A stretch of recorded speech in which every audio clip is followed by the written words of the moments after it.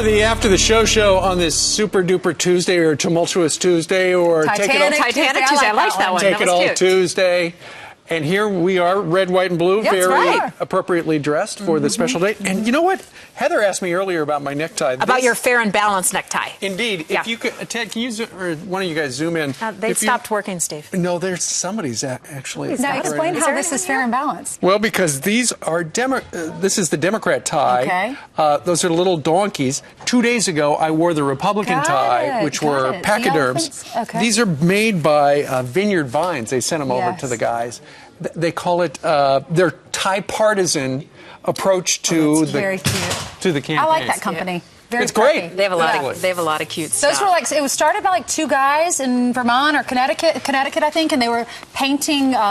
They were painting fences, and they just came up one day with the idea of making cute, preppy ties. Shep and Brian. By Shep and Brian. And they have, you know what they have that I love the most? The American flag ties. And they have American flag ties, and they make them in flip-flops, and they make them in belts, and I have them for my husband and my boys. I just love them. So Steve, did you get any comments from people? Did people write in with comments about the elephant or the donkey? Nobody knows Steve's tie today. I mean, it's subtle. You have to really zoom in. I'm going to do a side-by-side comparison on Instagram. Okay. That way you can get a little more granular. There we go. See which one gets the most votes. Great show today, gang. It was fun. A lot going on. Thank you very much for breaking down the I-4 corridor in Florida because, you know, the professional politicians are always talking about the I-4 corridor. Right. And you made it very clear what it was. Well, thank you. Thank you. It was really interesting to hear how kind of the behind-the-scenes stuff from people about how they really feel. It's not just, you know, they want Trump or they want somebody else.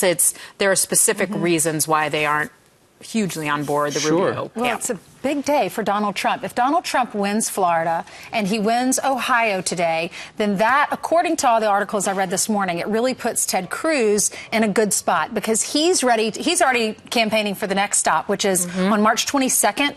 There's going to be an election in Arizona as well as Utah. He's already there. He's already spent $200,000 advertising in Arizona. So he's looking forward, and this sets him up. It delivers him a two-man race, which he really wants. Sure, but we've heard Marco Rubio say he's not going to drop out. And John Kasich, if he wins all 66 in the state of Ohio, his home state, he'll still have fewer than Marco Rubio. Oh, really? Okay. Yes. Yeah, you're right. You're right. Now, he did say he's dropping out if he doesn't win Ohio.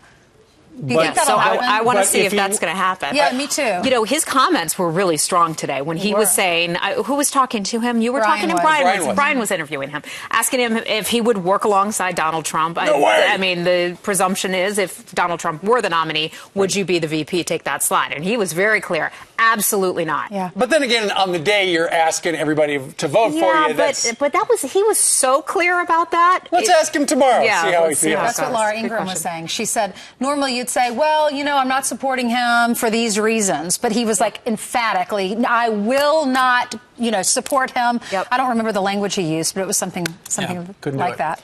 Anyway, thanks for joining us on the Super Duper Party Pooper Tuesday. We'll be back on Wacky Wednesday. Please join us. No party poopers here.